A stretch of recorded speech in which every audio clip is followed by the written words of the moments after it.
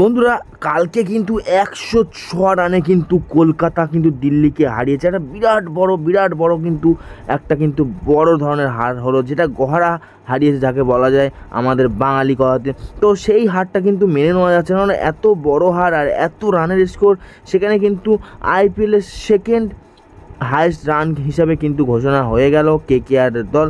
But first হয়ে যেত, কিন্তু এমন সময় অ্যান্ড্রে রাসেল আর আমাদের রিঙ্কু সিং আউট হয়ে গেল না, সেই জন্যে নাহলে ফার্স্ট আইপিএলের রান হিসাবে হায়েস্ট রান হিসাবে ঘোষণা হয়ে যেত কলকাতার টিম কেকেআর। আর কেকেআর এবারে যা খেলছে মনে হচ্ছে একদম ফার্স্ট প্রাইজ নেবেই ভাব নেওয়ার জন্যই খেলছে, মন দিয়ে কান দিয়ে খেলছে।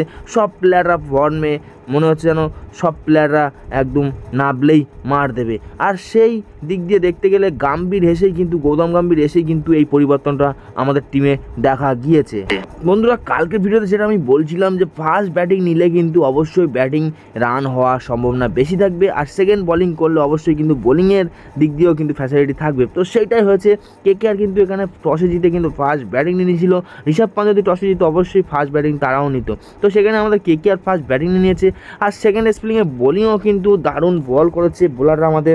বরুণ চক্রবর্তী শুরু করে মিচেল স্টার্ক থেকে শুরু করে সারাই কিন্তু ভালো বল করেছে। কিন্তু মাঝখানে একটা জায়গায় কিন্তু আমাদের ভেঙ্কটেশ আয়ারকে বলে দেওয়া উচিত হয়নি, কারণ অনেক রান বাকি থাকলেও সেখানে কিন্তু ভেঙ্কটেশ আয়ার তার নিজের কিন্তু সম্মানটাকে নষ্ট করেছে। সেখানে কিন্তু ঋষভ পান্ত বহুত মার মেরেছে ভেঙ্কটেশ আয়ারকে। প্রথমের দিকে কিন্তু কেকেআর যেভাবে শুরু করেছিল, আমাদের ওপেনার ব্যাটসম্যান ফিল শট আর সুনীল নারিন, সে কিন্তু বিধ্বংসী একটা ইনিংস কিন্তু তারা ওপেনার শুরু করেছিল। আর সেখানে কিন্তু মনে হচ্ছিল একটা সময় 300 রান হয়ে যাওয়ার সম্ভাবনা আছে। বাট আমাদের ফিল শট কিন্তু সেদিনকে কালকে কিন্তু অতটা বড় ইনিংস না খেললেও কিন্তু অনেকটাই ভালো ইনিংস খেলেছে, মার কাট ইনিংস। তারপর কিন্তু রঘুবংশী এসে যাভাবে শুরু করেছিল, সেটাও কিন্তু একটা বিধ্বংসী বিধ্বংসী ইনিংস কিন্তু রঘুবংশী একটা খেল। আর রঘুবংশী এসেই কিন্তু দুটো বলে 4 মেরে কিন্তু ডেবিউ করেছে। এটা কিন্তু সব ব্যাটসম্যানের ক্ষেত্রে কিন্তু সম্ভব হয় না, বাট ইয়ং ব্যাটসম্যান হিসেবে কিন্তু দুর্দান্ত পারফরমেন্স করেছে। এখানে কিন্তু নারিন কিন্তু একটা বড় ইনিংস খেলেছে, 39 বলে 85 রান করেছে। বাট 100টা করলে একটু ভালো লাগতো, কিন্তু ওর ব্যাট খালি চলেই যাচ্ছে। ফিল শট কিন্তু এখানে 12 বলে 18 রান করেছে। অঙ্কুশ রঘুবংশী কিন্তু এখানে 27 বলে 54 রান করেছে। এইটা কিন্তু একটা বিরাট বড় স্কোর, যেখানে কিন্তু কেকেআরকে অনেকটা আগিয়ে দিয়ে এসছে। এখানে কিন্তু শেষের দিকে অ্যান্ড্রে রাসেল যখন নামলো, সে কিন্তু 19 বলে 47 রান করে ফেলেছে। আর এখানে কিন্তু আমাদের রিঙ্কু সিং যাকে বলা যায়, সেও কিন্তু 12 বলে 28 রান করেছে।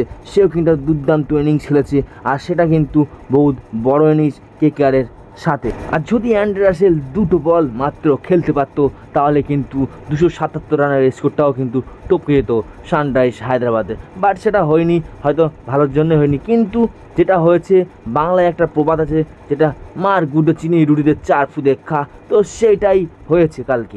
ব্যাটিংও যেরকম খুব ভালো ব্যাট করেছে, বোলিংও কিন্তু আমাদের বলবো কি আর, বরুণ চক্রবর্তী আর মিচেল স্টার্ক বলেছিলাম ফর্মে ফিরবে, তারাও কিন্তু ফর্মে ফিরে গেছে।